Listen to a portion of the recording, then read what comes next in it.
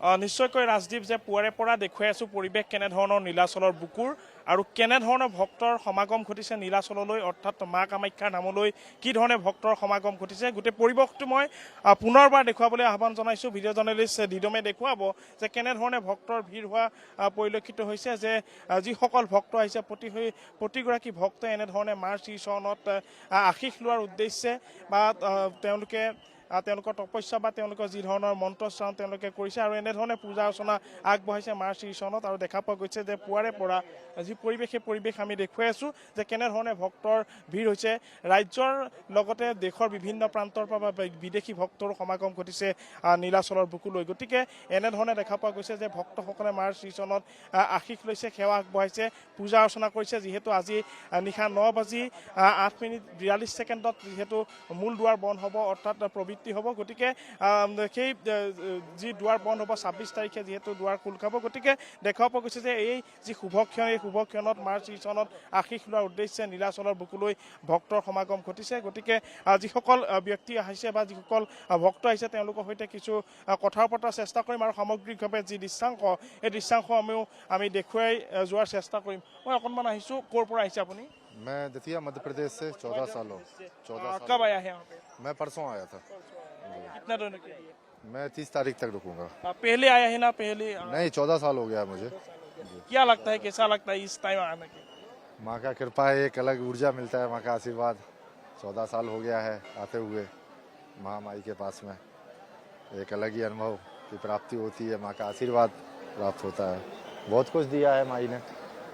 নিশ্চয়কৈ ভক্তসকলে যি ধৰণে মনৰ কামনা তেওঁলোকে অৰ্থাৎ যি কামনাৰে তেওঁলোকে পূজা অৰ্চনা আগবঢ়ায়, যি মনৰ তেওঁলোকে কামনা থাকে সেই যি মনৰ যি আশা থাকে সেই আশা পূৰণ হয়। এই সময়ত মাৰ শ্ৰীচৰণত যেতিয়াই সেৱা আগবঢ়োৱা হয়, প্ৰাৰ্থনা কৰা হয়, যিহেতু মহাশক্তি আহৰণ হয়। গতিকে এই সময়ত ভক্তসকলে মা কামাখ্যাৰ যি মা কামাখ্যা মন্দিৰত অৰ্থাৎ ধামত আহি এনেধৰণে পূজা অৰ্চনা কৰে আৰু এয়া হৈছে অম্বুবাচীৰ প্ৰাকখনত এই যি দৃশ্য আমি দেখুৱাই আছোঁ। আজি নিশা যিহেতু 9:08:42 মূল দুৱাৰ বন্ধ কৰা হ'ব আৰু তাৰ প্ৰাকখনত এনেধৰণে মাৰ আশীষ লোৱাৰ উদ্দেশ্যে অগণন যি ভক্ত সেই ভক্তৰ সমাগম ঘটিছে নীলাচলৰ বুকুলৈ আৰু সমান্তৰালকৈ যথেষ্ট সংখ্যক অৰ্থাৎ প্ৰায় 10,000ৰো অধিক যি সাধু সন্যাসী সেই সাধু সন্যাসীৰ আগমন ঘটিছে। তেওঁলোকে যি তন্ত্ৰ মন্ত্ৰৰ সাধনা তেওঁলোকে যি জপ কৰিছে আৰু তেওঁলোকে এটা কথা বিশ্বাস কৰে যে এই সময়ত মাৰ শ্ৰীচৰণত যদি এনেধৰণে তন্ত্ৰ মন্ত্ৰ বা সাধনা তেওঁলোকে কৰে তেওঁলোকৰ যি মহাশক্তি সেই মহাশক্তি তেওঁলোকে আহৰণ কৰে আৰু যাৰ উদ্দেশ্যে এনেধৰণে দেখা পোৱা যায় যে অম্বুবাচীৰ সময়ত দেশৰ বিভিন্ন প্ৰান্তৰ পৰা যিসকল ভক্ত যিসকল তন্ত্ৰ মন্ত্ৰৰ সাধক যিসকল আছে যি তেওঁলোক আহে এই সময়ত আৰু এনেধৰণে দেখা পোৱা যায় যে নীলাচলৰ চৌপাশ বা নীলাচলৰ যি বুকু সেই নীলাচলৰ বুকু জাগ্ৰত হৈ পৰে আৰু এই যি পৰিৱেশ দেখুৱাই আছোঁ যে এই অম্বুবাচীৰ যি মাহাত্ম্য মা কামাখ্যাৰ যি মাহাত্ম্য ইতিমধ্যে যিহেতু এই গোটেই বিষয়খিনি উল্লেখ আছে, বিভিন্ন পুৰাণত উল্লেখ আছে, কালিকা পুৰাণত উল্লেখ আছে এই গোটেই বিষয়খিনিৰ ওপৰত যে কেনেধৰণে মা জাগ্ৰত হয় বা এই সময়ত পূজা অৰ্চনা কৰাৰ যি ফলাফল সেই ফলাফল কি ধৰণে পায় এই গোটেই বিষয়খিনি যিহেতু উল্লেখ আছে। গতিকে এই উদ্দেশ্যে দেখা পোৱা যায় যে অগণন যি ভক্ত সেই ভক্তৰ সমাগম ঘটে মা কামাখ্যাৰ ধামলৈ। গতিকে ভক্তসকল আহিছে, তেওঁলোকৰ সৈতেও কথা পতাৰ চেষ্টা কৰিম। कहाँ से आए आप लोग? हम त्रिपुरा से आए हैं। हाँ, क्या बोलेगा, क्या लगता है इस टाइम कामाख्या धाम इस प्लेस? इसके बारे में तो क्या बोलूँ, सबको मालूम है इस टाइम पे कामाख्या में क्या होता है। हम लोग बहुत दूर से आए, हर बार आते हैं माता रानी के यहाँ पे प्रार्थना करने के लिए। कितना साल हो गया है? आ रहे 8-10 साल से आ रहे हैं।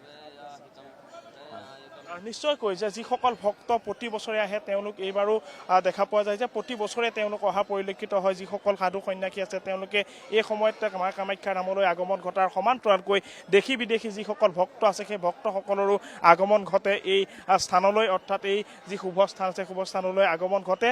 আৰু ৰাজদীপ এটা কথা উল্লেখ কৰিব লাগিব যে অম্বুবাচী মেলা উপলক্ষে দেখা পোৱা গৈছে যে ৰাজ্যৰ প্ৰশাসন আৰু সমান্তৰালকৈ আৰক্ষী ফালৰ পৰা যি ধৰণৰ ব্যৱস্থাপনাখিনি গঢ়ি তুলিছে তুলিব লাগে সেই ব্যৱস্থাপনা খুব সুন্দৰকৈ গঢ়ি তোলা হৈছে কটকটীয়া নিৰাপত্তা বেষ্টনী সমান্তৰালকৈ সুশৃংখলাবদ্ধভাৱে যাতে মেলা পাৰ হয় অৰ্থাৎ মেলা যি কাৰ্যসূচী সেই কাৰ্যসূচী সুকলমে পাৰ হয় তাৰ উদ্দেশ্যে দেখা পোৱা গৈছে যে শৃংখলাবদ্ধতা আৰু নিয়মানুৱৰ্তিতা বজাই ৰখাৰ স্বাৰ্থত বা উদ্দেশ্যে যি ধৰণে কাম কাজ যাৱতীয় কাম কাজখিনি ব্যৱস্থাখিনি কৰিব লাগে এই ব্যৱস্থা কৰা হৈছে গতিকে যিখিনি দৃশ্যাংশ আমি দেখুৱালোঁ সমান্তৰালকৈ যিসকল ভক্তৰ ইয়াত আগমন ঘটিছে তেওঁলোকৰ সৈতেও কথা পতাৰ চেষ্টা কৰিলোঁ যে কেনেধৰণে তেওঁলোকে মনৰ কি আশাৰে তেওঁলোকে এই স্থানলৈ আহে বা কি আশা কৰে তেওঁলোকে কি ধৰণে শান্তিৰ কামনাৰে যিহেতু প্ৰতিগৰাকী ভক্তই পূজা অৰ্চনা আগবঢ়ায় গতিকে তেওঁলোকে উল্লেখ কৰিছে যে প্ৰতি বছৰে তেওঁলোকৰ এই স্থানলৈ আগমন ঘটে এই সময়ত আৰু কেইবাদিনৰো যিহেতু তেওঁলোকে এনেধৰণেই মাৰ্চ চনত তেওঁলোকে পূজা অৰ্চনা আগবঢ়ায়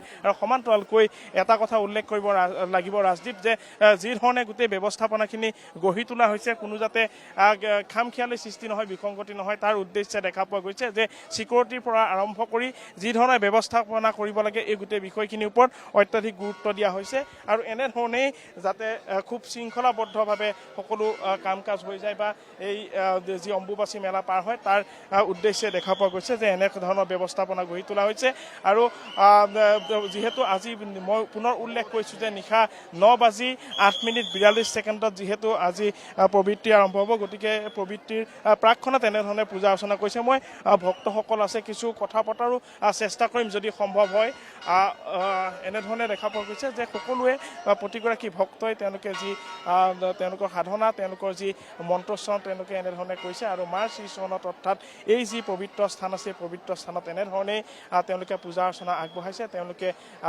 তেওঁলোকৰ যি সাধনা সেই সাধনা কৰিছে অৰ্থাৎ তেওঁলোকে জপ যিখিনি কৰিব লাগে যিখিনি নিয়ম আছে সেই নিয়ম আধ্যাত্মিক নিয়মেৰে এনেধৰণে এই যি শুভক্ষণ এই শুভ সময় তেওঁলোকে অতিবাহিত কৰিছে মা কামাখ্যাৰ ধামত বা যি নীলাচলৰ বুকুত ইতিমধ্যে উখল মাখল পৰিৱেশ অম্বুবাচী মেলাৰ উদ্দেশ্যে আৰু এই মেলা যিহেতু ২৬ তাৰিখে নিবৃত্তি হ'ব গতিকে তাৰ প্ৰাকখনত দেখা পোৱা গৈছে যে প্ৰবৃত্তি আৰম্ভ হোৱাৰ প্ৰাকখনতেই এনেধৰণে যিহেতু মহাশক্তি আহৰণৰ সময় গতিকে এনেধৰণে মন্ত্ৰোচ্চাৰণ কৰিছে প্ৰতিগৰাকী ভক্তই এনেধৰণে মাৰ শ্ৰীচৰণত আশীষ লোৱাৰ উদ্দেশ্যে পূজা অৰ্চনা কৰা পৰিলক্ষিত হৈছে এয়া হৈছে নীলাচলৰ বুকুৰ পৰিৱেশ আমি দেখুৱাই আছোঁ এয়া হৈছে মা কামাখ্যা ধামৰ পৰিৱেশ আমি দেখুৱাই আছোঁ ৰাজদীপ ধন্যবাদ জ্ঞাপন কৰিছোঁ আপোনাক এই মুহূৰ্তত অনুপ জ্যোতি দাস।